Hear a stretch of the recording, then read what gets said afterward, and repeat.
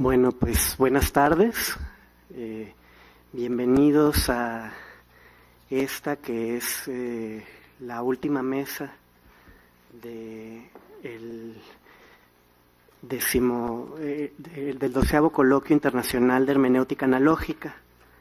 En esta ocasión nos acompañan 3 ponentes y vamos a darle primero la palabra a Arturo Mota. Arturo Mota es doctor en Filosofía por la UNAM, con mención honorífica, miembro de la Asociación Filosófica de México y también de la Asociación Histórico-Filosófica del Cuidado y la Enfermería AC. Arturo es también investigador asociado del Centro Anáhuac Sur en Derechos Humanos de la Universidad Anáhuac del Sur, profesor, investigador y coordinador del Seminario de Hermenéutica Analógica de la Facultad de Filosofía y Letras de la Universidad Anáhuac del Sur y autor de un conjunto de publicaciones. Una de las últimas se titula Hermenéutica Analógica, Identidad y Pluralismo Cultural. El texto que nos va a presentar se titula La hermenéutica analógica y el conflicto de las interpretaciones. Gracias. Bienvenida. Gracias, Rafa. Bueno, buenas tardes a todos. Agradezco en primer lugar al doctor Beuchot por la invitación y la aceptación de la presentación de mi trabajo.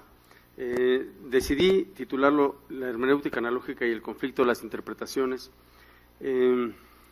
Bueno, iba a decir tramposamente, pero no. Es decir, voy a tratar de desarrollar un poco el planteamiento de cómo entiendo la hermenéutica analógica como un apoyo para reflexionar en torno al conflicto de interpretaciones, pero de cara a el ámbito de los conflictos culturales o de las relaciones culturales. Por eso lo desarrollaré en esas 2 partes. Para no perderme mucho en la exposición, voy a tratar de leerlo y en algún momento hacer algún comentario pertinente. La filosofía que ha seguido los pasos del pensamiento nietzscheano, llamada por muchos posmodernidad, aunque algunos prefieren nombrarla tardomodernidad, nos ha hecho ver que es muy difícil establecer la validez de un fundamento sólido en el cual justificar una pretensión de universalidad.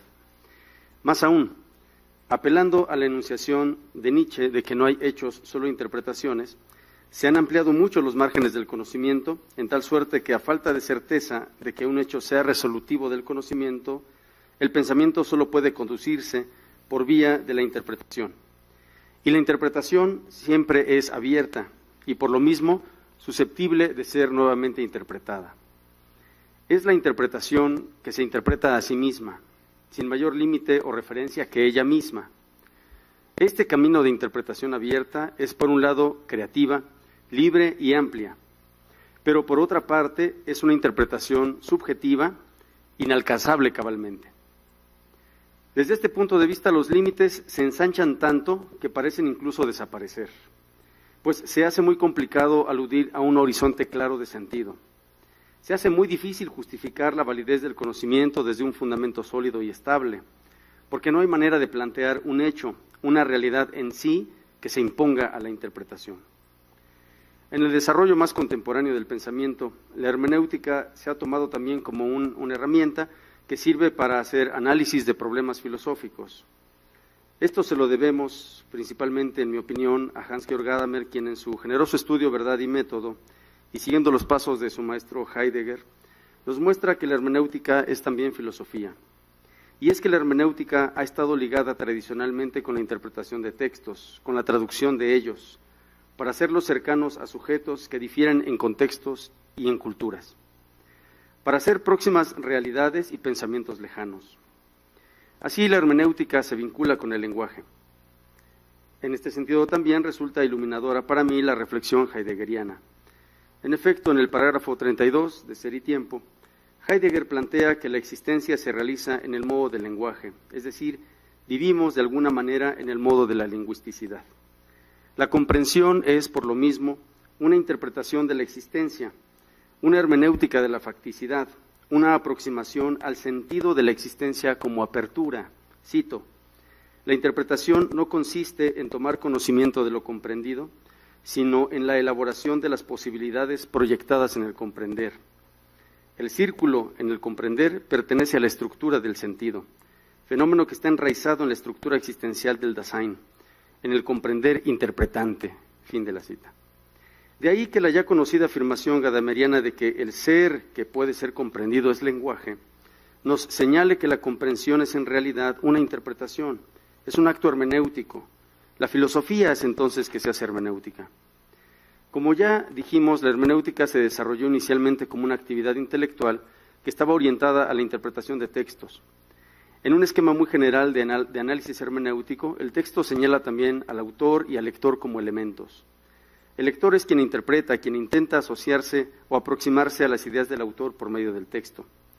Decimos que el lector intenta porque nunca alcanzará completa y absolutamente las ideas del autor. Tiene límites muy fuertes que no podrá superar: el tiempo, el espacio, la lengua, la cultura, etc. Lo mismo le pasa al traductor, que es también un intérprete. Digo pues que el lector intenta porque a pesar de que no alcanza la comprensión completa de la intención del autor, hay ciertos límites que pueden ayudar a afirmar una proximidad. El lector o intérprete no está completamente ajeno. Nos referimos a elementos del lenguaje mismo, dados en principio por la sintaxis y la semántica. En efecto, el autor limita su exposición y la acerca de algún modo al lector mediante el uso de elementos propios del lenguaje, que suponen cierto límite. La sintaxis acota, digámoslo así, la intención del autor en el texto. La filosofía analítica nos ha mostrado cómo una enunciación también es susceptible de análisis proposicional, y la proposición es una enunciación constituida por signos. Un signo siguiendo a Frege, por otra parte, hace presente una entidad al entendimiento y la hace presente de un modo específico. Por ello el signo admite dos dimensiones funcionales, designar y presentar, sentido y referencia, que corresponden a la significación y a la suposición en la semiótica estoica. Y no solo eso, en una enunciación la designación o sentido se orienta a la referencia por mediación de la estructura del signo. Por ello el análisis sintáctico, al mismo tiempo que ordena los signos, ordena su representación y la significación de los mismos. Desde este punto de vista, el análisis lógico del lenguaje permite establecer una relación entre signos y su significado y referencia. Por ello, la sintaxis se relaciona con la semántica. Entonces, por mediación de un texto, un lector puede aproximarse al autor aludiendo a límites sintácticos y semánticos de la enunciación misma. La ganancia para mí es clara. Es posible una sujeción de la comprensión y entonces, en cierto sentido, de la verdad a un modo de constatación entre la enunciación y su referencialidad. Es posible, pues, aludir a un esquema de corrección entre signos y significados. A esto se refiere también, pero en modo diferente, el análisis estructural del lenguaje propuesto por Saussure, al establecer relaciones paradigmáticas y sintagmáticas de sentido entre los signos lingüísticos. Pero esto no es suficiente. Bueno, no voy a desarrollar un poco más esta propuesta, solo a aludir a que falta incluir en esta comprensión el ámbito pragmático del lenguaje. La comprensión de un texto puede estar mediada por criterios sintácticos y semánticos, pero también por criterios pragmáticos. El sentido de la enunciación y la comprensión de la misma no se reduce a los términos que la significan, sino que requiere del contexto. Y es que las enunciaciones, en el caso de la filosofía pragmática del lenguaje, perlocutivas y performativas amplían el significado y por lo mismo son susceptibles de ser interpretadas. Desde este punto de vista, la comprensión requiere que la interpretación por parte del lector incluya también el contexto para tener una proximidad con la intención del autor. La hermenéutica intenta, pues, vincular la intención del autor con la del lector por medio del texto, pero poniéndolo en su contexto. Riquet, gran pensador contemporáneo, siguiendo las reflexiones también de Gadamer, amplió la noción de texto. Para Riquet, texto no es solamente un escrito, sino una seña, una cosa, una acción, también como señala en su obra que fue traducida al español como Freud, una interpretación de la cultura, cito, no es solo una escritura lo que se ofrece a la interpretación, sino todo conjunto de signos susceptible de ser considerado como texto por descifrar. Así pues, tanto un sueño, un síntoma neurótico, como un rito, un mito, una obra de arte o una creencia. Fin de la cita. Con esto justificó que la hermenéutica puede ayudar a la reflexión filosófica de realidades distintas a las meramente lingüísticas. En efecto, si la acción es un texto, entonces un acto humano es susceptible de ser interpretado, pues en un acto el autor, el sujeto que actúa, muestra de alguna manera una intencionalidad, y el lector, el sujeto que lo ve actuar, interpreta aquel acto a la luz de ciertos márgenes sintácticos, semánticos y pragmáticos. Es aquí donde encuentro la utilidad de la hermenéutica analógica de Mauricio Beuchot. En efecto, Beuchot propone que la interpretación, que parte de la diversidad y la distancia entre autor y lector, siempre presente, puede reducirse y aproximar ambas intencionalidades, apoyándose en la analogía. La analogía fue tomada tradicionalmente como un tropo de la retórica clásica que permitía predicar el sentido de un término propio de una cosa a otra por una relación de semejanza, como es conocido el ejemplo que pone Aristóteles en el libro de su Metafísica respecto a la salud. Por ejemplo, el término sano, que se predica con propiedad del ser humano, se predica también del alimento, o en el caso de este ejemplo del ejercicio, por una semejanza de estas cosas con el ser humano. Como se ve, lo importante es encontrar la relación que apunta hacia la comprensión de la semejanza, y en el caso del alimento, la semejanza consiste en que produzca o conserve la salud en el ser humano. Desde este punto de vista, la analogía expresada implica una relación de subordinación de significado entre uno principal, o analogado principal, a quien pertenece con propiedad el sentido del término predicado, y los demás a los que se predica el mismo término por la relación de subordinación. Es una analogía de atribución. La subordinación permite, de cara a la pluralidad de interpretaciones, que puede hacer un intérprete lector una jerarquización, para saber cuál de ellas se aproxima más a la principal. Por otra parte, la analogía permite también predicar una semejanza entre aquello que define o explica una relación entre dos cosas, en comparación con la relación entre otras dos o más cosas. Es la semejanza que captamos entre el sol y la planta, misma que advertimos entre Dios y el alma, en un ejemplo particular. Al comparar, captamos la relación de semejanza según una proporción. Es la analogía de proporcionalidad en la distinción medieval, por la que podemos considerar que las interpretaciones son diferentes, pero con una igualdad de proporción. Lo interesante de la interpretación mediada por la analogía es que requiere del intérprete el ejercicio de la sutileza, que está muy vinculada a la prudencia o frónesis. Es decir, se requiere que el intérprete tenga una atención constante al principio de semejanza entre las cosas comparadas según una jerarquía, o las cosas comparadas según una relación de proporción de las relaciones implicadas. En cualquiera de los dos casos, la analogía nos permite considerar un principio que nos ayuda a captar semejanza. Digamos en términos hermenéuticos, la analogía nos hace notar el contexto como margen para la interpretación. De ahí que una hermenéutica analógica nos pida buscar poner el texto en su contexto, y en eso coincide con la teoría pragmática del lenguaje. Y pongo aquí una cita que no voy a leer, es un poco larga. Esto me interesa mucho, sobre todo lo que tiene que ver con el conflicto de interpretaciones en el ámbito cultural. En efecto, las diferencias culturales son susceptibles de análisis hermenéutico si tomamos en cuenta la naturaleza lingüística de la cultura, en cuanto nos referimos a su carácter simbólico. En efecto, también, las diferencias culturales son al mismo tiempo diferentes interpretaciones del mundo, y en cierto sentido son distintas traducciones del mundo. De este modo, las dinámicas culturales pueden considerarse como un modo de traducción, porque la cultura codifica, registra, acumula y transmite la información de la que depende el aprendizaje y la realización efectiva de formas específicas en que una sociedad interpreta el mundo. En este sentido, cuando compartimos una cultura, compartimos una interpretación del mundo porque compartimos símbolos particulares que asumen una significación del mundo en que se vive, en que se piensa y se siente. Por eso las relaciones culturales son problemáticas, porque implican un intento de acercar un mundo a otro mundo, de acercar dos interpretaciones en conflicto. Retomando la idea de que aludir a una relación entre culturas es en cierto modo una traducción, debemos establecer la exigencia de decodificar elementos culturales como los occidentales y recodificarlos en un nuevo margen de comprensión del mundo como el oriental. Esto implica entonces también encontrar una, pongo entre comillas, armonía entre visiones del mundo diferentes y proponer un acercamiento, un diálogo entre dos culturas distintas. En este punto viene en nuestro auxilio, o al menos en mi caso, la idea gadameriana de diálogo, por lo que atañe a tener una posición de apertura intelectual, de que el otro puede tener también la razón.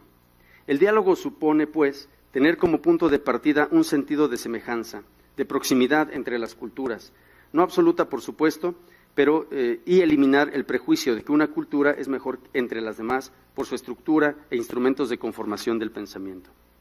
En segundo lugar, la recodificación con un sentido de proximidad implica también atender a las dimensiones de comprensión lingüística, sintáctica, semántica y pragmática de una lengua o de una cultura. En efecto, habrá que apuntar a encontrar una semejanza, por decirlo así, sintáctica, entre las estructuras de significación entre dos culturas o interpretaciones distintas. Un esfuerzo de intentar una vinculación pragmática. El significado no solo está ligado al término, y por este a una referencia, al signo, y por este a una referencia, y no solo a la estructura lingüístico-gramatical, por la que admitimos como parte del significado de un término su función gramatical, sustantiva, adverbial, verbal, etc. Tampoco se vincula el significado solamente a la relación de corrección conceptual entre los términos implicados, con un interés veritativo, como lo hace notar la filosofía analítica. La pragmática lingüística nos ha enseñado que la intención es también parte del significado de una proposición. Así que para hacer una traducción no basta el análisis sintáctico y semántico y debe ampliarse a los márgenes de la pragmaticidad, pues en este caso del lenguaje, y en el caso de la cultura, de las intenciones, que nos son expuestas de alguna manera en los hábitos y costumbres de una cultura, que son un margen de comprensión de los contenidos de los símbolos culturales. Es decir, debemos esforzarnos en conseguir, pongo entre comillas también, una adaptación pragmática, que tiene el interés de contribuir a la comprensión de aspectos propios de una cultura con respecto a otra, lo que revela un ejercicio de interpretación analógica. En efecto, siguiendo la hermenéutica analógica, es importante apuntar o tomar en cuenta un sentido de semejanza entre dos interpretaciones. En este sentido también me es útil la relación entre retórica y hermenéutica a la que alude el doctor Beuchot, en el sentido en que el que hace un discurso toma en cuenta aspectos que le permiten alcanzar una proximidad con el que lo escucha. El retórico debe considerar aspectos del que lo va a interpretar para alcanzar una proximidad y conseguir una persuasión. Son aspectos también sintácticos, semánticos y pragmáticos. Así que el que lo escucha hace una interpretación o hermenéutica de su discurso más o menos favorable para la comprensión del discurso o texto en cuestión. Desde este punto de vista, el conflicto o tensión entre interpretaciones se disminuye y se puede armonizar en cierto sentido, o aproximar ambas interpretaciones, en cuanto que esta proximidad expresa una pretensión dialógica y nos propone un símbolo de convivencia y de diálogo cultural. Voy a llamar a esta proximidad una adaptación cultural que expresa también una creatividad, que alcanza una cierta identidad propia, porque cuando se ponen en convivencia dos universos culturales distintos, hay intercambio, y por lo mismo ciertas pérdidas de ambos universos o interpretaciones. Pero también hay ciertas ganancias, pues implica una modificación, una novedad, una generación, con lo cual es propio del diálogo como ejercicio hermenéutico, pues en el diálogo algo se acepta y algo se rechaza, algo se concede y algo se refuta, hay intercambio y generación de algo nuevo. En ello admito la útil novedad de la hermenéutica analógica para las relaciones culturales, en que se genera una cierta identidad que limita la alteridad. Es decir, se necesita una simetría mínima para provocar una identificación, aunque sea parcial. Y la alteridad propone una asimetría, que cuando se radicaliza, imposibilita el contacto y la relación. Por eso decimos que en el intento de un diálogo intercultural debe admitirse un límite de la alteridad. Pero, por supuesto, no se elimina, más aún, debe ser su punto de partida sin radicalizarlo.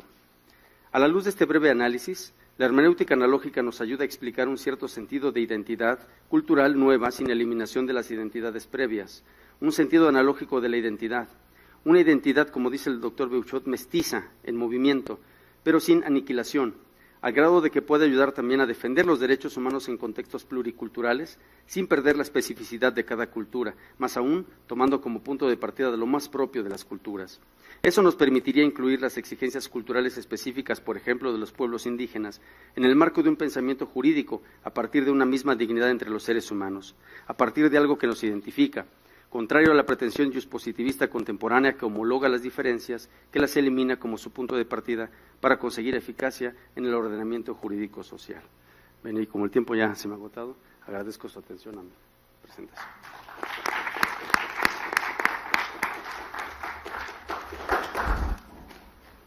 Muchas gracias, Arturo, por tu participación. Vamos a darle la palabra a continuación a Aldo Camacho. Aldo Camacho actualmente trabaja en su tesis de licenciatura, cuyo título es Esbozos de la Antropología Filosófica de Max Scheler, bajo la tutoría de la maestra Gabriela Hernández García. Su tesis se ha realizado en el marco de dos proyectos PAPIT, Hermenéutica y Filosofía del Hombre y su Renovación, el primero, y el segundo, Hermenéutica Analógica y Sociedad. Ambos de ellos, ambos fueron responsabilidad del doctor Beuchot, junto con la doctora Hernández. También ha colaborado en distintos números de la revista Fanática. Su última ponencia la dictó en el sexto coloquio de Filosofía Contemporánea en la FES Acatlán con el título Simpatía por la Vida, una reflexión en torno a la llamada tecnología. Su texto tiene como título Hermenéutica Analógica en Max Scheler. Gracias. Antes de empezar, quisiera agradecer al doctor Beuchot por la oportunidad que me ha brindado y En segundo lugar, hermenéutica analógica más una proporción a las dos antropologías de Mauricio Beuchot y de Max Scheler. Y una disculpa por las sandeces que voy a decir. Y bueno, tú querés escuchar al chico feo de la mesa. Mauricio Beuchot ha investigado algunos problemas en torno al ser humano con el fin de aclararnos qué es la antropología filosófica, esto a partir de su propuesta de hermenéutica analógica. Sin embargo, veo en la propuesta de Beuchot una serie de temas que podrían llevar a cabo una proporción o analogía hacia ella, con base en el filósofo alemán Max Scheler, quien es considerado uno de los maestros de la antropología filosófica del siglo pasado, junto a sus discípulos Helmut Plesser y Arnold Gehlen, los tres y sobre todo el primero contemporáneos a Edmund Husserl y Martin Heidegger. De hecho, Scheler es considerado el segundo gran fenomenólogo del siglo XX, después de Husserl, quien fuera su maestro, y antes de Heidegger, quien fuera su amigo y a quien le comentara su obra Ser y Tiempo, y quien exclama con júbilo que Scheler era la mente más brillante y vigorosa del primer tercio del siglo XX. Pues bien, hay aspectos de la antropología filosófica de Max Scheler que podrían complementarse con la de Mauricio Beuchot, tales como la idea de microcosmos o diagrama del ser. Pero veamos qué es lo que entiende Beuchot por antropología filosófica. En su libro La hermenéutica y el ser humano, porque no hay tiempo para microcosmos y otros tantos, en ese libro, el autor comenta que la antropología filosófica es una búsqueda, sea histórica, simbólica, en torno al mito o designatura del ser humano. Esto es, intentar contestar la pregunta que interroga por el sentido del ser humano. Ahora pregunto, ¿qué es lo que hace a la antropología filosófica? Es claro que una manera filosófica de pensar al hombre, y Beuchot diría una manera de interpretar la facticidad del ser humano, ya sean sus vivencias, su lado lógico, su lado emocional, en concreto, la mera realidad, con el fin de crearnos una mera imagen de nosotros en tanto que seres humanos. Esta imagen, no obstante, puede ser vista como la analogía que tenemos del mundo, pues nuestro autor, Beuchot, comenta que la interpretación del ser humano se halla en una racionalidad analógica, a partir de los elementos antes mencionados, que nos lleva a pensar en una ontología de la persona, esto es, a analizar o pensar en el ser humano. La persona entonces ha de alcanzar en la realidad la analogía a partir de que piensa y es consciente de sí en tanto que ser humano, y cito al doctor, mirando la realidad es como detectamos al hombre, dice Beuchot. Beuchot se sirve de varios filósofos para concretar su obra. Entre ellos contamos a Foucault, Agamben, Hartmann, Nietzsche, Girard, Melandri, Eliade, Blumenberg, Tugendhat, Heidegger y por supuesto Peirce. Es claro, ahora bien, que Beuchot lo ha citado en sus obras de ética, como Breve Historia de la Ética o en su Ética, pero sería una empresa excelsa considerar a Scheler en sus obras de antropología filosófica, pues ambos pensadores, desde mi punto de vista, toman temas que pueden enriquecer la comprensión ontoética del ser humano, además de contar con los temas que giran en torno a lo cultural y a lo biológico. Con relación a la biología y la cuestión cultural que podría constituir al ser humano, y a propósito de la cita que hace de Tugendhat, Beuchot comenta que, y cito, hay que tratar de conjuntar el naturalismo o biologismo con el culturalismo o simbolicismo y encontrar una postura intermedia. Cierro cita.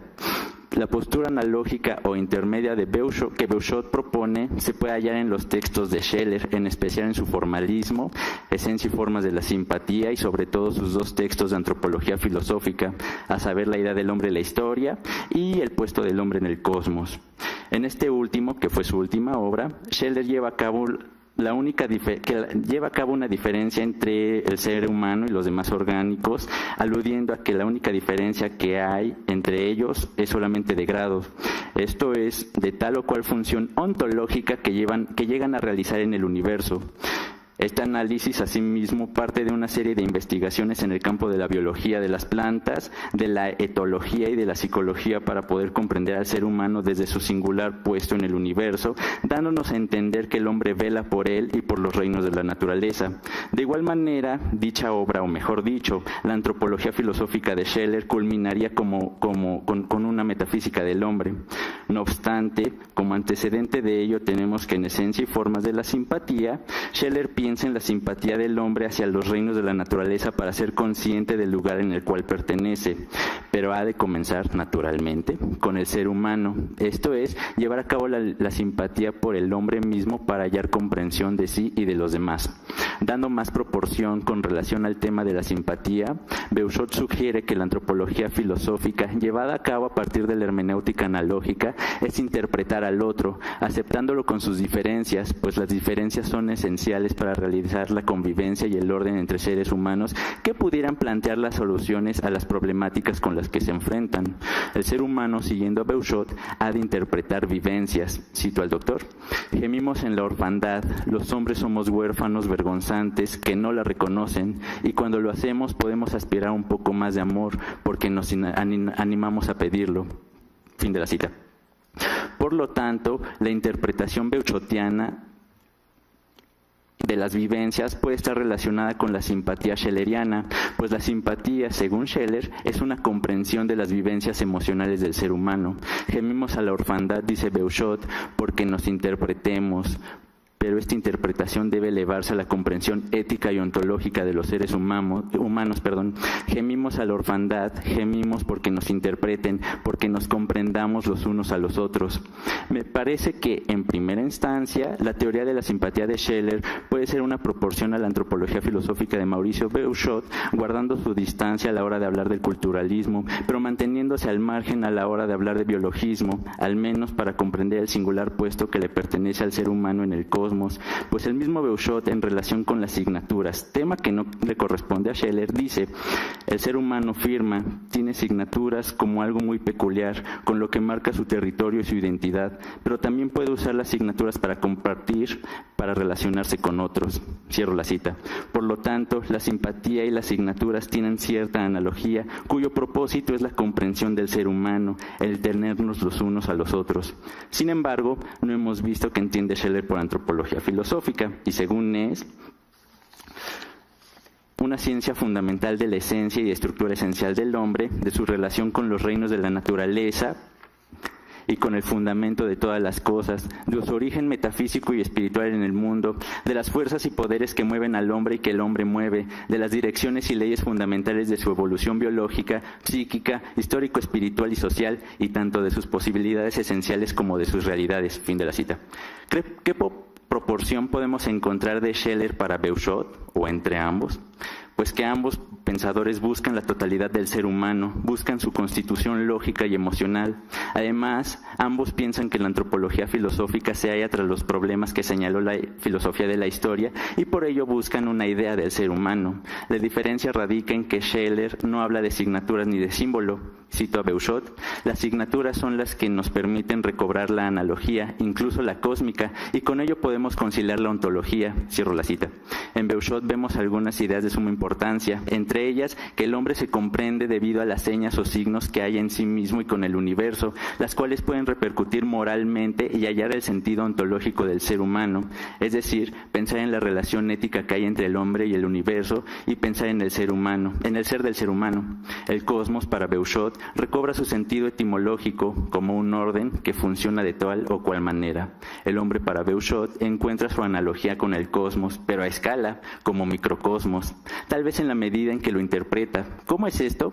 Cito a Beuchot: otro de los usos de la analogía se da en la concepción del hombre como microcosmos. El ser humano es análogo de todo ser, desde Dios hasta los seres inanimados. Abarca, por supuesto, toda la naturaleza. Sin embargo, no se puede quedar con esa alta dignidad de compendio de todas las cosas. El poder vivir todos los ámbitos de la naturaleza lo compromete con ellos, no solo epistemológicamente a comprenderlos, sino éticamente a cuidarlos. Que el reconocimiento de la alta dignidad del hombre no implique desprecio o descuido de los demás seres de la natura. Al contrario, debe de recordarnos o señalar la obligación que el hombre tiene de velar por todo el universo. El hombre, dado el mayor nivel de conciencia, tiene el deber, la responsabilidad de cuidar el mundo natural, es el compromiso ecológico que tiene. Cito la cita de Beuchot.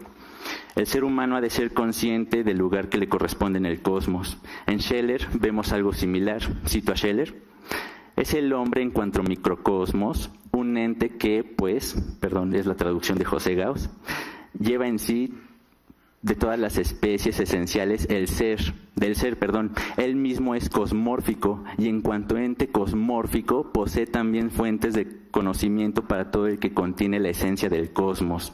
Sí, Rosita.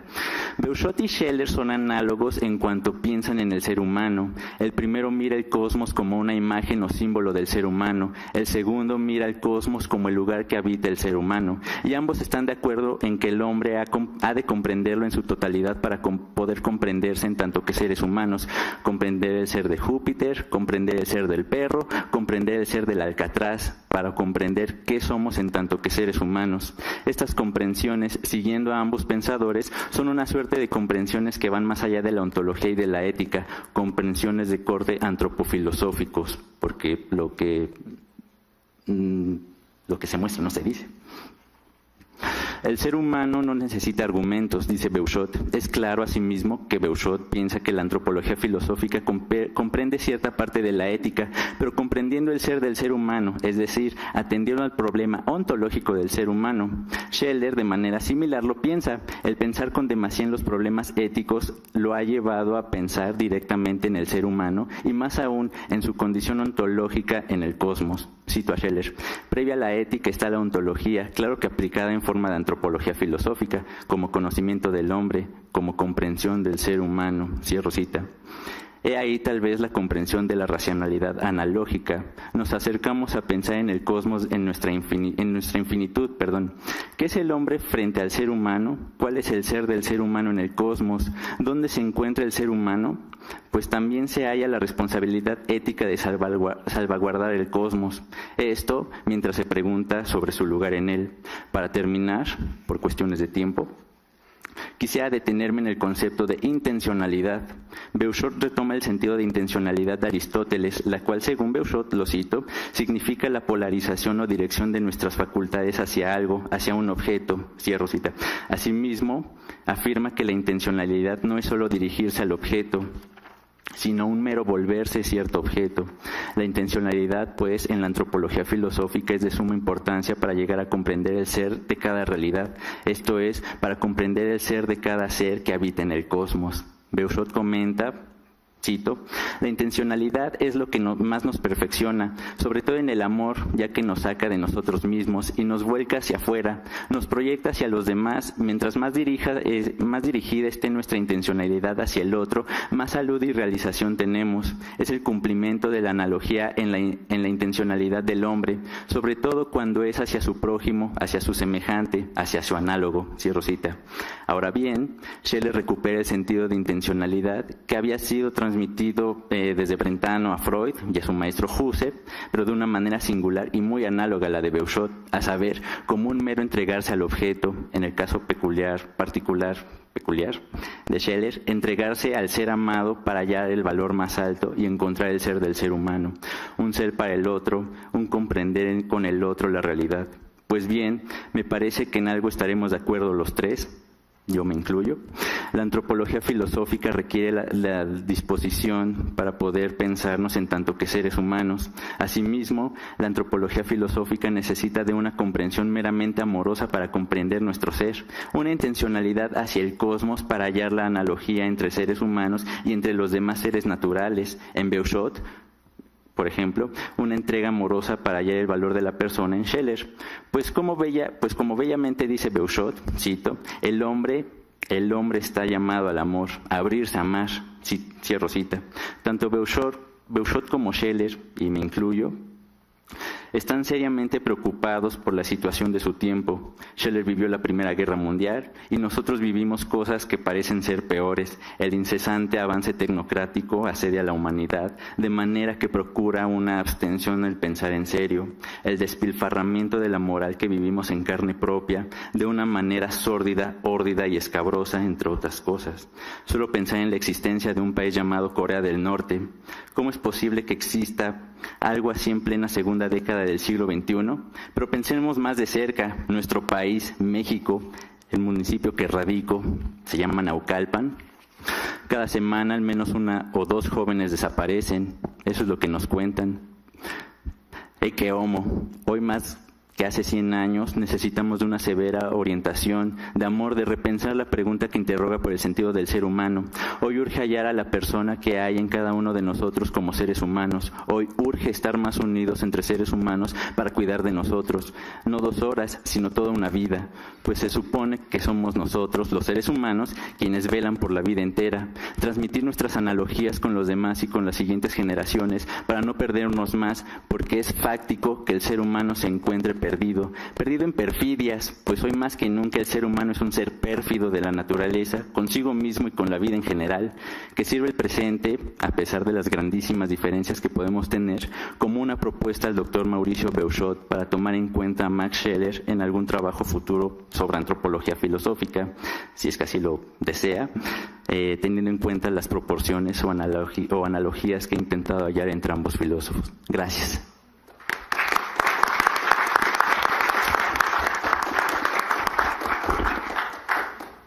Vamos a dar por concluida nuestra mesa con la participación del doctor Jorge Enrique González.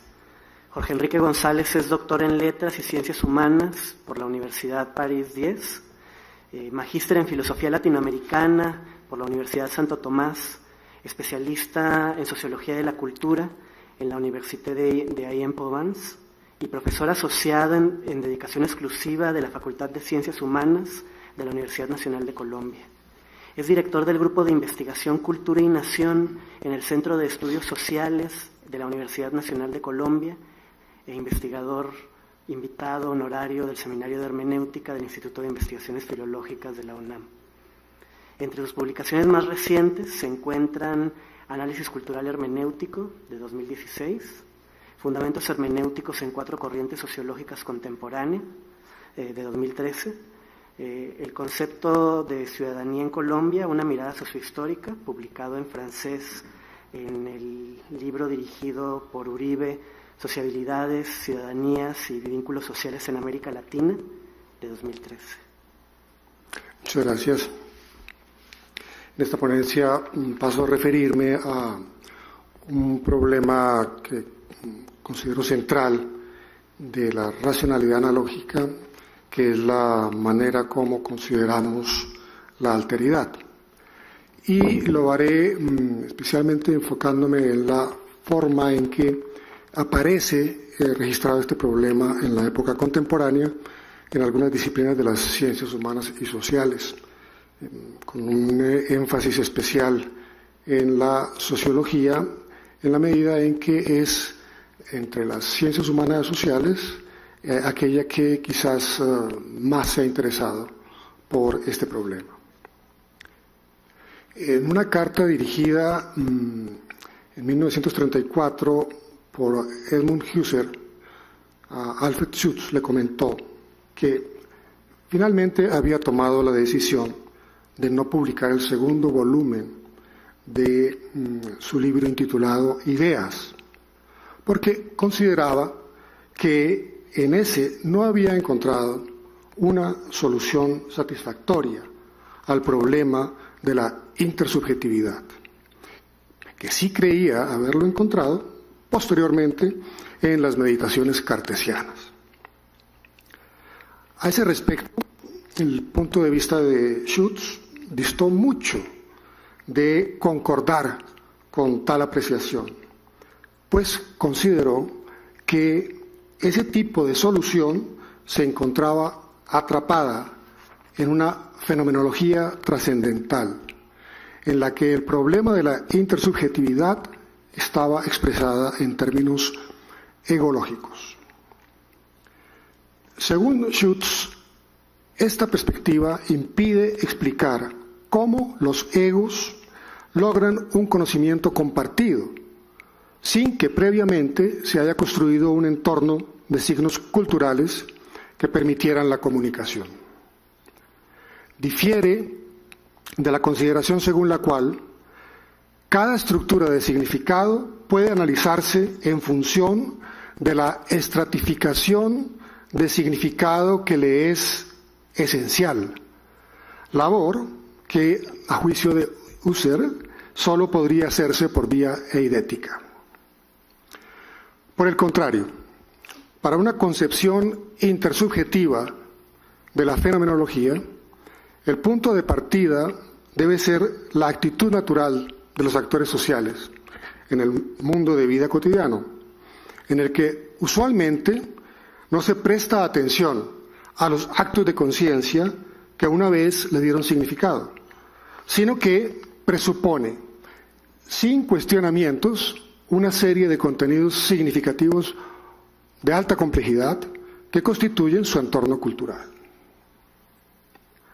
Adicionalmente, las denominadas unidades personales de orden superior, tal como las denominó Husserl, para referirse a la experiencia de la intersubjetividad a través de la comunidad de voluntades, tal como lo señaló en su escrito intitulado El espíritu común de 1921, de Menschgeist, no necesariamente son entendidos como comunidad de sentido previamente establecida. La crítica de Schutz al respecto apunta en la dirección de un uso inapropiado del razonamiento analógico, en este caso, el abuso de la metáfora, entendida como relación de proporcionalidad impropia, para describir el tránsito desde el nivel de la subjetividad individual hacia la intersubjetividad. Ahora bien, la anterior consideración nos conduce al problema de la manera como Husserl consideró la relación analógica entre subjetividades. Lo hizo a través de supuestos trascendentales, antes que a investigaciones que permitieran llegar a tales consideraciones. En la quinta meditación cartesiana, parágrafo 58, renuncia explícitamente a una indagación más precisa del estrato de sentido que da al mundo de la humanidad y de la cultura su sentido específico y se contenta con haber aludido a problemas de orden superior, trascendentales, que supuestamente habrían esclarecido las relaciones entre el ego trascendental, en su experiencia apodíctica, con la intersubjetividad trascendental que se descubre en el ego, es decir, en la motivación y constitución trascendental. La peculiar aplicación de la analogía en Husserl es señalada por Paul Ricoeur al mostrar cómo ésta quedó atrapada en la forma de un razonamiento analógico muy rudimentario, que en algunos escritos el propio Husserl denuncia como una de las fuentes principales de los sofismas, bajo la forma de A es a B, lo que C es a D. Según Paul Ricoeur, cito, aplicado al conocimiento del otro, este argumento se enunciaría así. Lo que usted experimenta es a este comportamiento que yo veo, lo que yo experimento con relación a ese comportamiento semejante al suyo. Fin de cita. Argumento este que asume como factible la comparación en un plano homogéneo entre expresiones vividas y expresiones observadas por la vía de la empatía. Este tipo de argumentos sofistas los califica Ricoeur como la obtención de trascendentales vacíos. Si nos quedamos solamente en la fuerza del principio trascendental de la relación analógica, que preserva la igualdad del significado del yo, en el sentido de que los otros son igualmente yoes. Ahora bien, la respuesta del autor francés para evitar caer en los trascendentales vacíos consistiría en confrontar los contenidos empíricos de la subjetividad. En sus propias palabras, lo cito, es necesario pensar conjuntamente a Husserl y a Max Weber. La sociología comprensiva, sigue, ofrece un cumplimiento empírico a aquel trascendental vacío. Fin de cita. Es posible destacar hasta aquí dos conclusiones importantes. De una parte, se conoce la vía que desarrolló el propio Ricoeur respecto a la analogicidad del ser, desde una perspectiva metafórica. De otra parte, el reconocimiento de la importancia de que la sociología comprensiva deba dar paso a una labor complementaria en la que las categorías fundamentales de ese paradigma sean sometidas a la crítica fenomenológica. Esa fue justamente la labor que llevó a cabo Alfred Schutz, en quien se reúne tanto la crítica a los trascendentales vacíos sobre la intersubjetividad, como la crítica a los conceptos de acción e interacción que no tomen en cuenta la génesis del sentido. Es en ese orden de ideas que nuestra propia perspectiva de análisis cultural hermenéutico, analógico icónico, avanza en la dirección de mostrar los aportes para conocer la analogicidad del ser, no solo en la perspectiva metafórica, sino también en aquella que nos aproxime a lo metonímico. Para lo cual encontramos decisivos los aportes de la semiótica de Charles Sanders Peirce, elaborados en la obra de Mauricio Duchamp. A continuación, paso a exponer y examinar brevemente algunos casos en los que podemos apreciar el uso del razonamiento analógico en el estudio de la intersubjetividad en algunas corrientes contemporáneas. En 1898, Émile Durkheim publicó en la revista de Metafísica y Moral un célebre estudio intitulado Representaciones individuales y representaciones colectivas, en momentos en que desarrollaba el discurso del método sociológico aparecido 4 años antes. Este planteamiento sobre las representaciones individuales y colectivas llevó a la tradición del pensamiento francés la discusión que había encontrado Émile Durkheim en su periplo alemán unos años antes respecto del concepto de Vorstellung, elaborando algunos puntos nuevos. Entre estos aparece de manera explícita y prioritaria su planteamiento, según el cual, lo cito, la analogía es una forma legítima de comparación y la comparación es el único medio práctico del que disponemos para llegar a hacer las cosas inteligibles. Fin de la cita de Durkheim. Esta afirmación tan concluyente nos dice que si en el estudio de la interacción social las posibilidades de utilizar los diseños experimentales o cuasi experimentales se encuentran con múltiples limitaciones, así como con obstáculos deontológicos, es por medio del diseño comparativo que podemos avanzar para hacer las cosas inteligibles.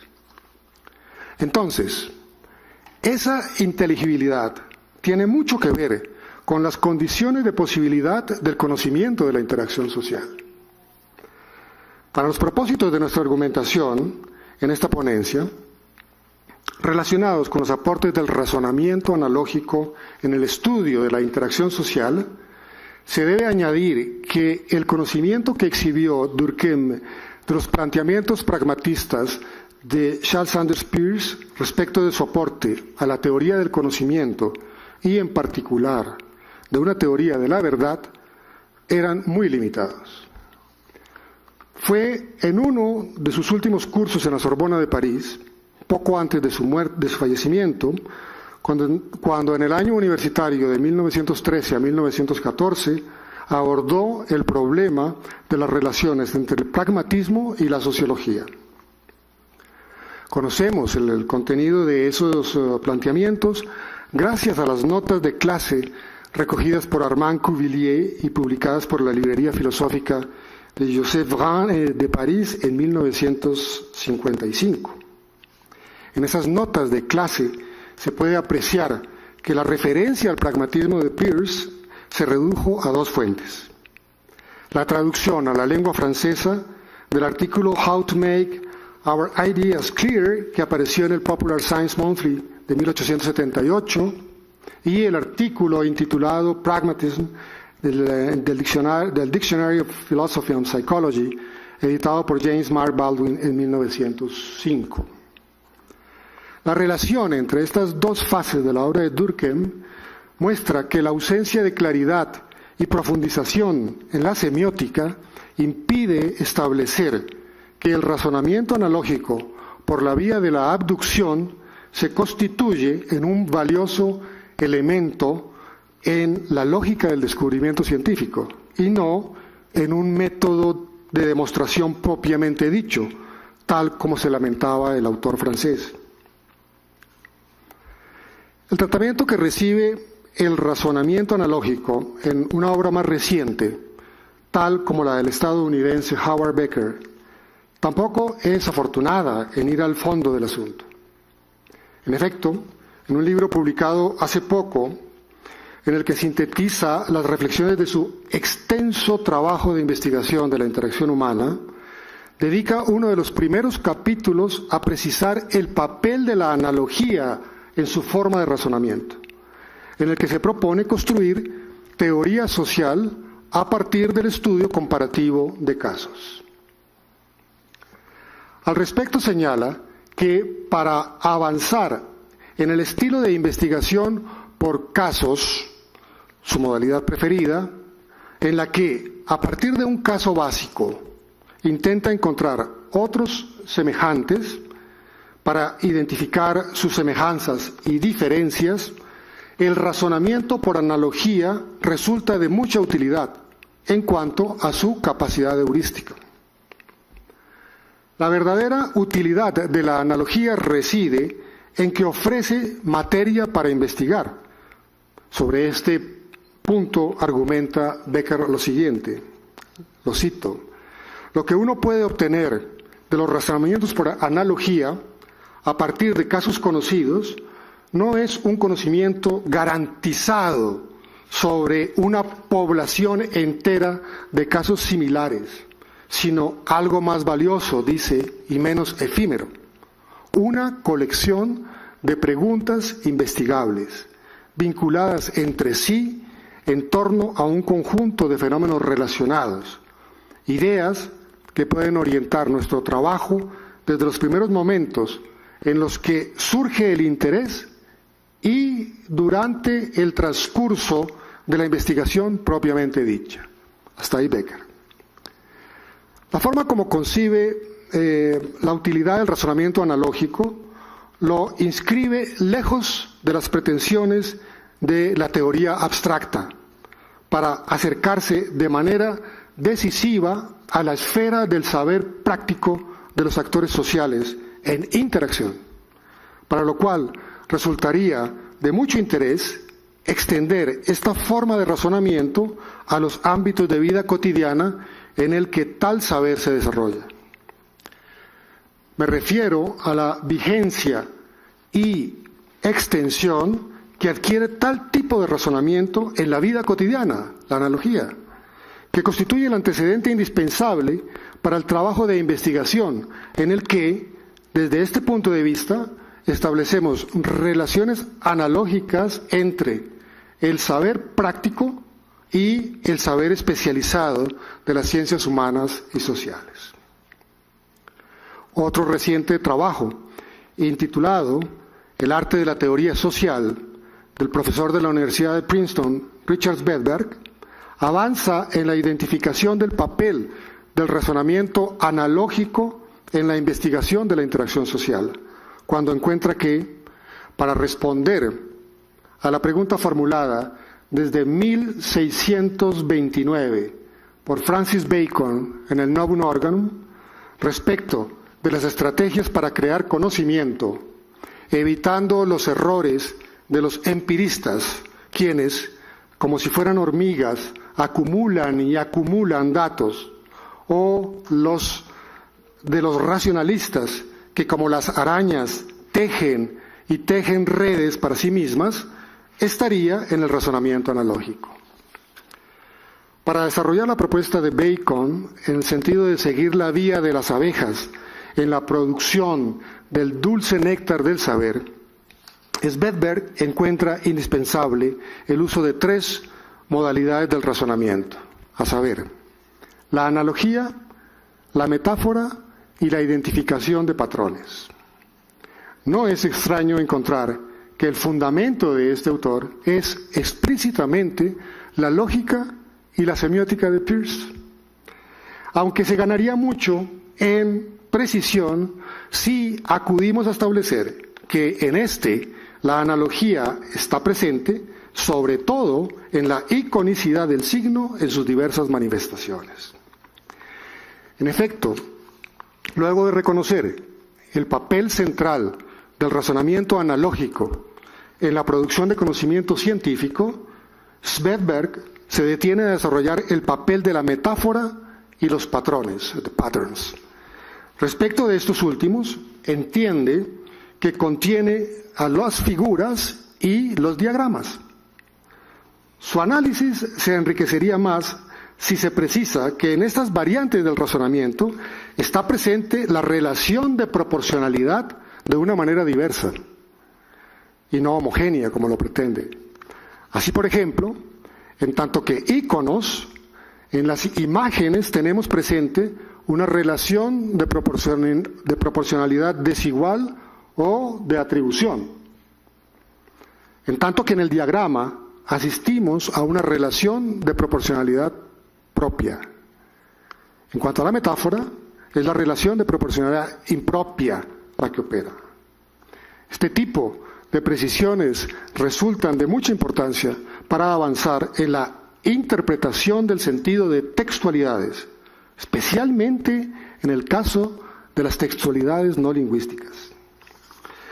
La prudencia del acto interpretativo adquiere aquí una fundamentación indispensable, a mi juicio, para diferenciar entre el tipo de relación de proporcionalidad que debe ser aplicado de la misma forma que nos ayuda a la utilización de diversas variantes analógicas para la construcción de síntesis teóricas, tal como lo propone Svedberg, y así avanzar en el estudio de las manifestaciones empíricas de los trascendentales de la intersubjetividad por la vía del análisis cultural hermenéutico.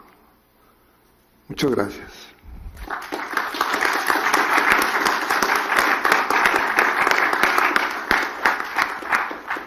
Bien, pues tenemos un tiempo para el diálogo con el público. Entonces, en caso de que alguno de ustedes quisiera participar, hay una mano acá. Habría...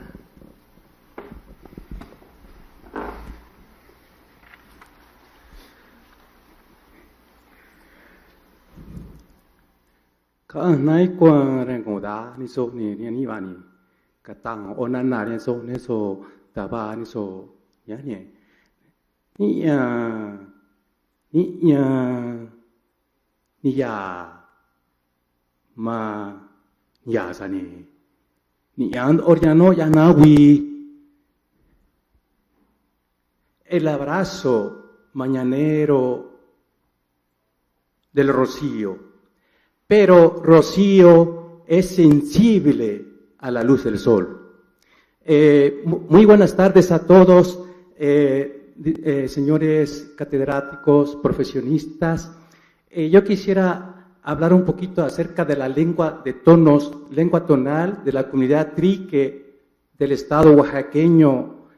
Estoy muy inspirado en mi lengua ahora que conozco un poquitín, que es todo el léxico que nosotros hablamos, toda la metáfora, toda la onomatopeya, todo el léxico que hemos conversado hasta ahora es inconsciente para nosotros como hablantes, como nativos, es inconsciente.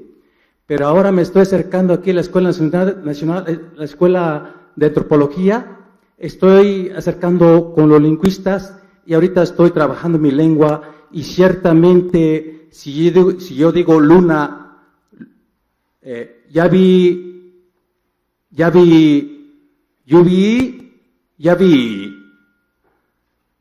Todas estas categorías son como cerca de 400 categorías que tienen un sonido, un rasgo muy cerquita, casi muy cerca. Entonces, yo quisiera trabajar con mi lengua algo real, con mi propia materia, con mi propio, principalmente esta cuestión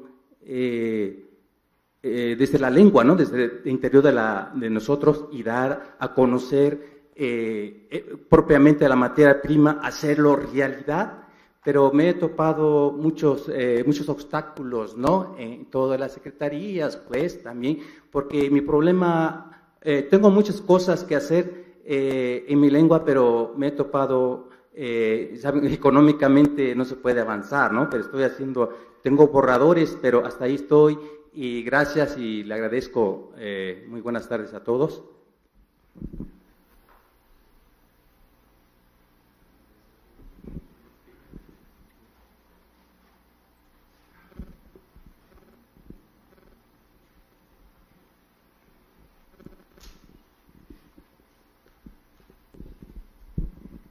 Buenas tardes, tengo una pregunta para Arturo Mota, precisamente acerca del diálogo y en el ámbito intercultural, pero sobre todo en el ámbito interreligioso.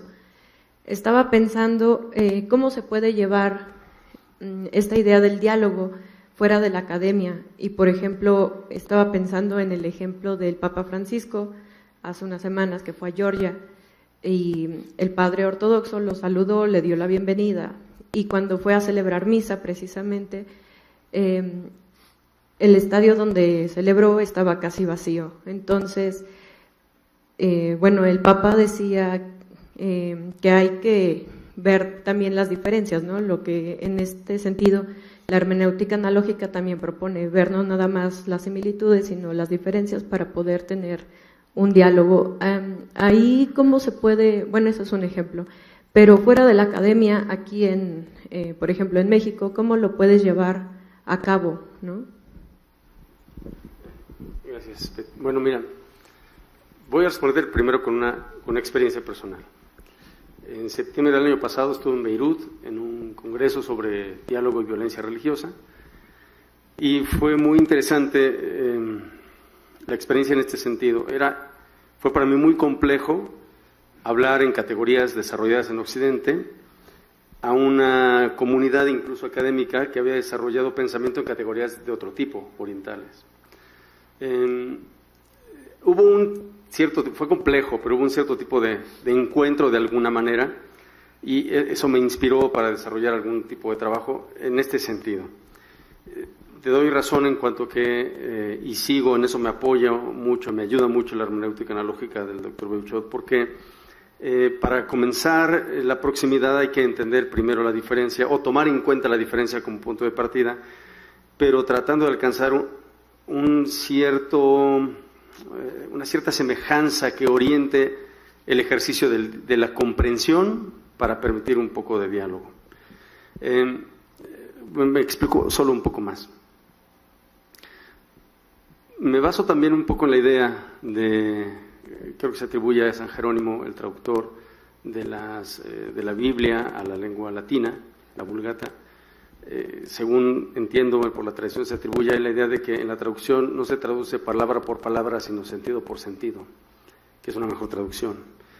Y la idea de sentido por sentido tiene que ver también con acercarse a los ámbitos de los contextos en los que se expresa un cierto término. En el caso particular de mi encuentro con el pensamiento oriental, que fue también muy problemático, sí hubo posibilidad de un cierto tipo de encuentro, y eso ya es motivo para mí de diálogo, de interpretar desde los contextos culturales propios ámbitos de sentido de contextos culturales ajenos. Y eso al menos me di cuenta también que eso implicaba disminuir o, digamos, limitar la noción de alteridad de la que hablaba también Jorge Enrique.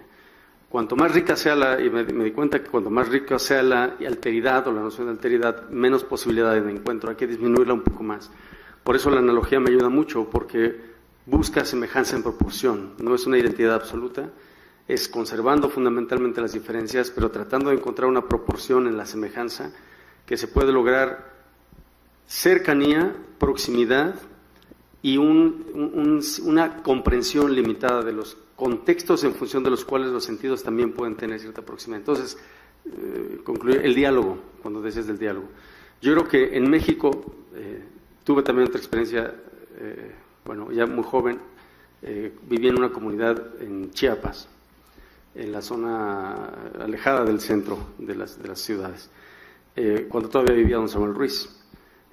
Y ahí lo que me permitió encontrarme con las personas no fue la lengua, porque no hablaba, yo creo que sabes Setzal, o sí, no era la lengua, yo no la conocía, no vestíamos igual, mis símbolos culturales no eran los mismos, pero me dio sentido de proximidad la religiosidad.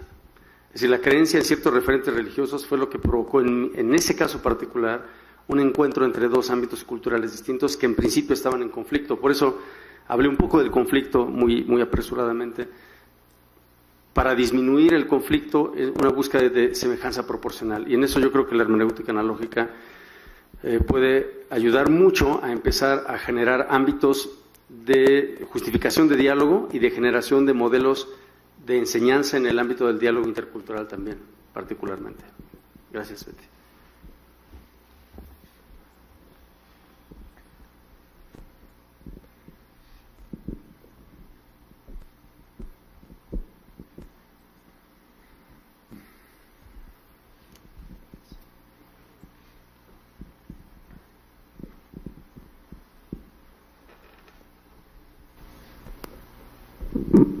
Bueno, muchas gracias. Una pregunta para el señor Camacho.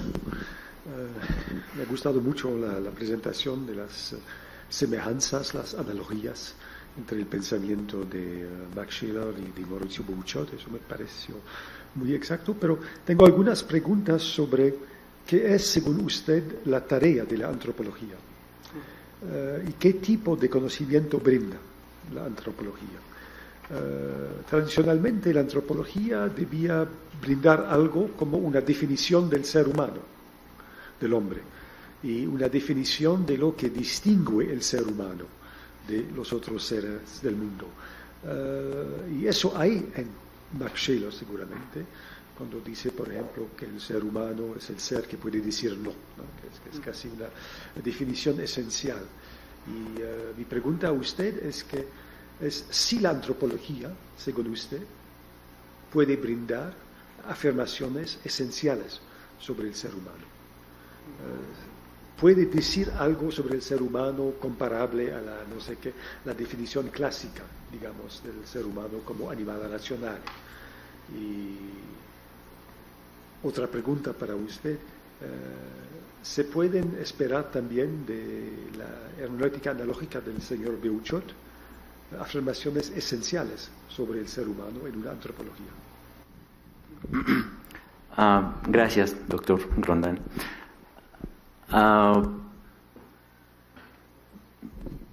Contestando la primera pregunta, si la antropología filosófica da una respuesta esencial del ser humano, ¿qué es el hombre?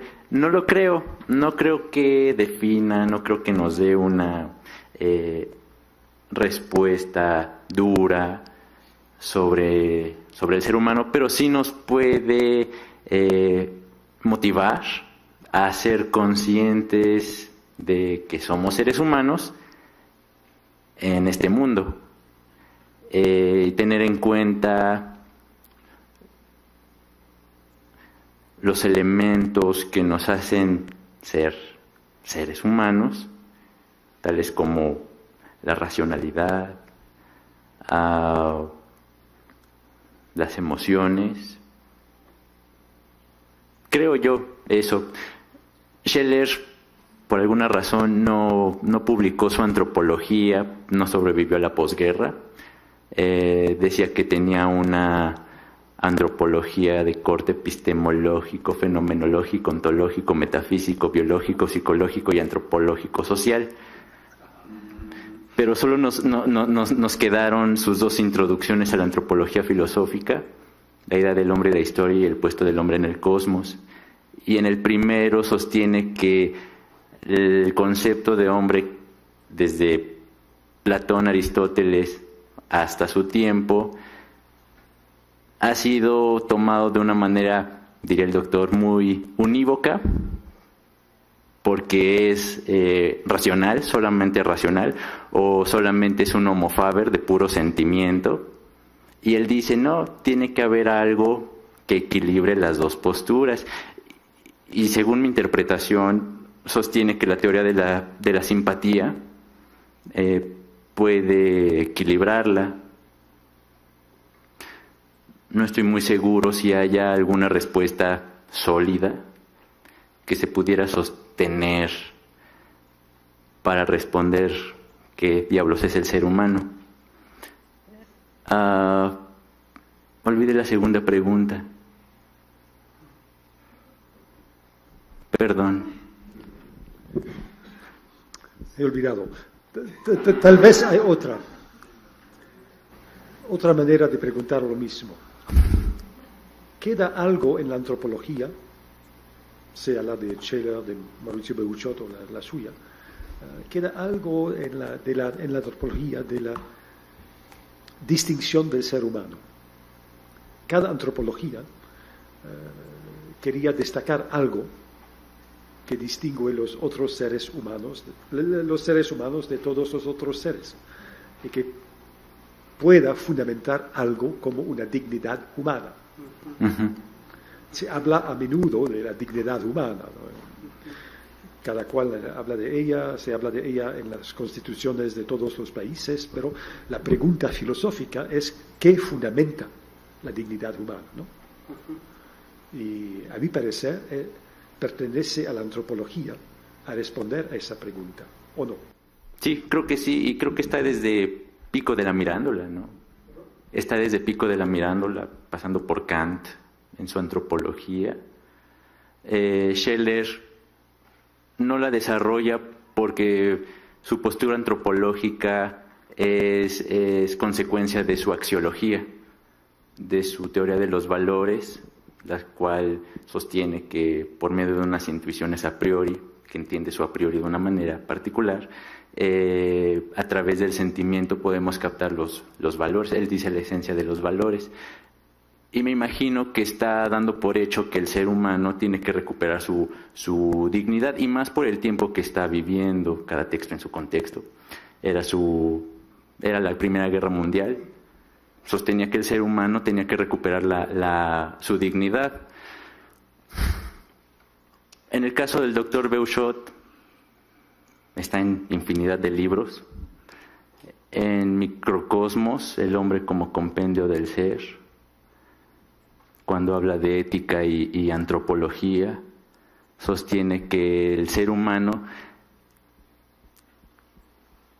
me parece que dice que su dignidad es demasiado unívoca, porque está faltándole el respeto a los demás seres que cohabitan con el ser humano en el cosmos, y sostiene que, dado que su dignidad es demasiado alta, tiene que rebajarlo un poco para salvaguardar el cosmos entero. Yo, si es que tengo palabra aquí, sugeriría que después de hacer una reflexión sobre nosotros, después de ser conscientes de quiénes somos en tanto que seres humanos, podríamos tomar en cuenta nuestra dignidad en cuanto vamos al núcleo del ser humano, al núcleo espiritual, diría Joaquín Xirau, eso que llamamos persona. Yo creo que el ser persona nos motiva a pensar a priori en nuestra dignidad. No sé si es correcto, no sé si contesto su pregunta, doctor. Una disculpa por las sandeces que digo. Y ya recordé la otra pregunta que había hecho. Gracias.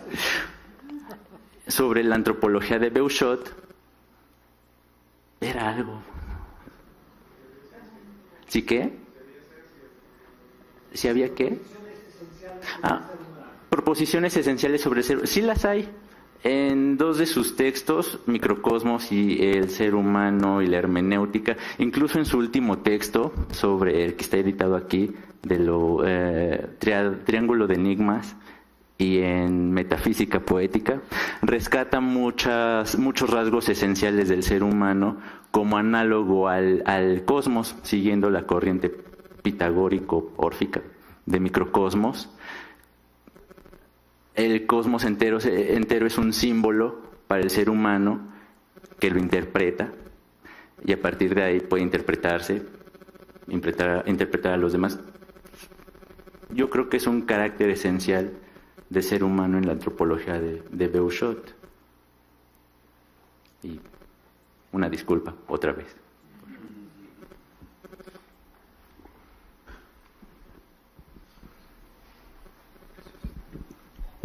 Buenas tardes, felicito a la mesa y a mí me gustaría entrar en esta temática sobre la antropología filosófica. Recuerdo un texto reciente del doctor Mauricio Beuchot donde habla justamente de la antropología filosófica, que es el ser humano, y para ello nos platica muy amenamente la definición de ser humano que hace Hobbes y la definición de ser humano que hace Rousseau. En la primera dice que Hobbes define al ser humano como es un hombre, el hombre es un lobo para sí mismo, una cosa así, es un lobo para sí mismo, y Rousseau lo define como bueno por naturaleza, de ahí lo desarrolla en su obra Emilio. Pero ante ello, Mauricio ve tanto una definición univocista, hobbesiana, y una definición equivocista de Rousseau, y para ello propone justamente a la educación como una ontología, es decir, es la educación que formará al ser humano, y frente a ello debemos justamente proponer una educación analógica. De ahí que se piense sobre todo que el ser humano es un ser histórico, y frente a esta condición histórica es que la educación deberá accionar o formar y sobre todo considerar la analogía, evitar así las polarizaciones. Creo que obviamente no responde estas definiciones por esencia del ser, pero sí una definición en donde nosotros tenemos la capacidad para moldear o modelar al ser. Entonces, así quedaría una definición histórica del ser humano. Gracias.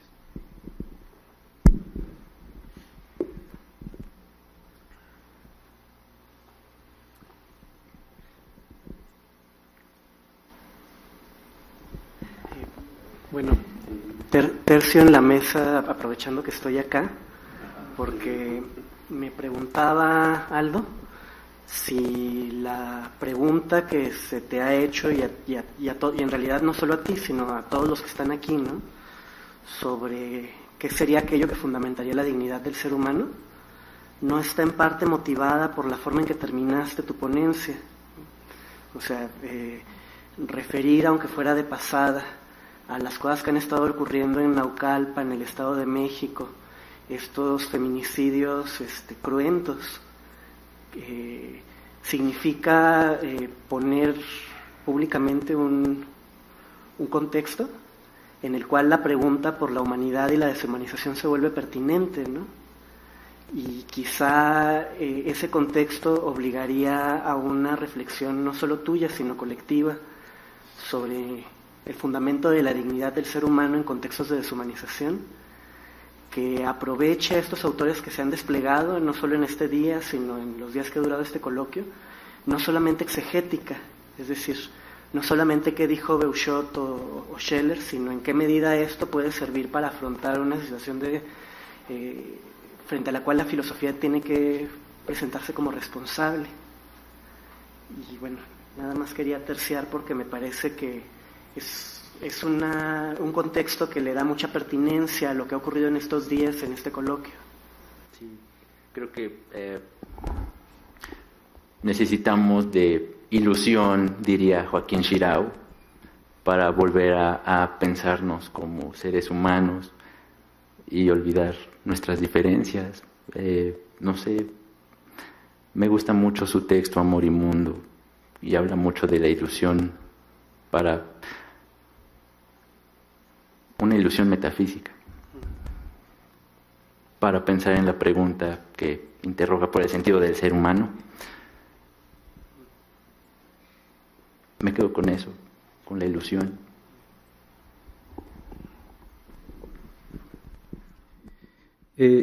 Disculpen, yo como nativo, Platón decía, no sabía quién era, ¿no? Pero ahora, hasta ahora, yo puedo decir, bueno, me siento así, ahora solo sé que soy un fenómeno. ¿Por qué digo esto? Nietzsche analiza la humanidad históricamente, ¿no? Pero lo sé también, yo me tocó 20 años casi con mi cosmovisión de mi propia comunidad. Nosotros vivíamos de una forma espiritual, ilusión, propiamente hacia cosmos, porque todas las palabras, parece todos los verbos y sustantivos vienen, como lo dije hace rato, y me gusta mucho este campo de la analogía, ahora que todo, en todas las lenguas del mundo, parece ser que es análoga. Y a mí me gusta mucho regresar otra vez a este retorno a la cosmovisión, que era un gran respeto dentro de esta cultura propia particular. Pero cuando fui, no sé cómo sea la palabra, conquistado, devorado, o hasta ahora estamos en un estado de agonía como lengua, porque puedo separar un poquitín la lengua metafórica. Cuando yo digo, manizo, llévate el viento para ellos. Ahorita en la actualidad, cuando estoy aquí en español, ya no puedo hacer léxico del siglo XVII, XVIII, porque la comunidad donde estoy apenas nos incorporamos al castellano fuertemente en los 80. Esta lengua está todavía, mantiene sus rasgos, mantiene su contexto muy propio, pero si nos acercamos un poquito a los pintores, el hombre cuando el estado original, pero ahorita el hombre está atrás de él con una bomba. Es muy feo, es horrible. No, tenemos que llevar toda esta educación de los pueblos indígenas a hacer realidad, educarnos de esa manera, pero yo quisiera dar una educación propia de mi lengua a la sociedad. Yo me estoy acercando a la Escuela Nacional de Antropología e Historia para dar clase propiamente de la lengua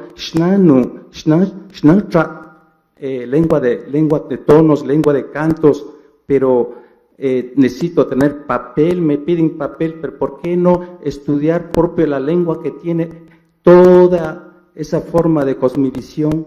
Gracias, ya robé mucho tiempo, gracias.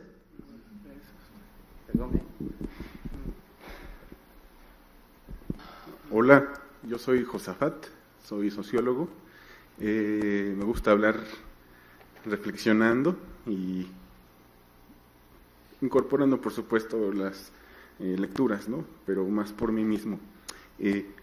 Considero que es inaplazable poder interpretar la presencia del señor que me antecedió en el micrófono con la pregunta que queda en el aire acerca de la dignidad humana y su fundamentación filosófica, ontológica.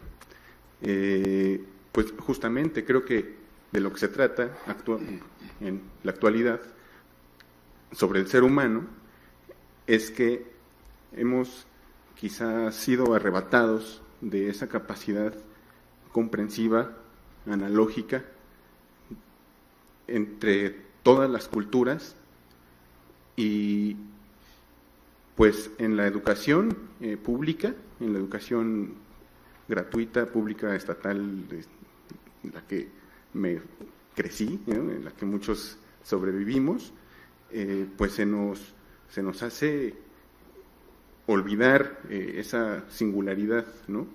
Y más meternos como a un modelo. Y ¿Por qué lo menciono? Porque justamente eso quizá abona la desaparición analógica de la comprensión de la dignidad humana.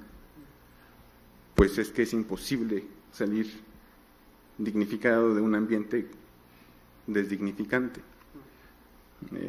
Gracias.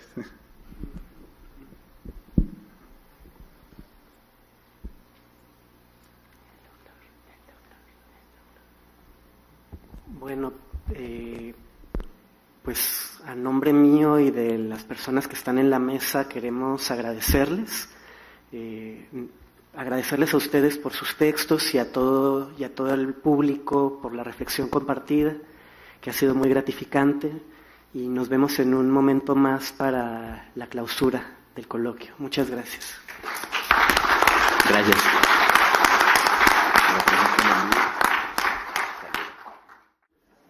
Muy bien, pues entonces para clausurar este evento que hemos tenido en estos días, yo quisiera en primer lugar agradecer, unas palabras de agradecimiento, agradecer a los ponentes, a los que han expuesto aquí sus textos, agradecer a ustedes los que han participado con su presencia, con sus preguntas, con sus comentarios, y sobre todo también una cosa que luego se olvida.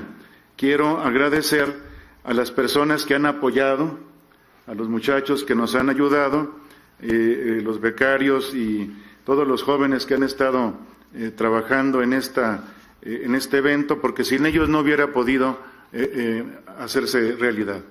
A Claudia Arelit González Pérez, a Daniel Flores López, a Aldo Alejandro Camacho González, a Marcos Chávez Esparza, a Mario Alfonso Álvarez Domínguez y a mí. Yo no sé por qué viene aquí ahora sí que...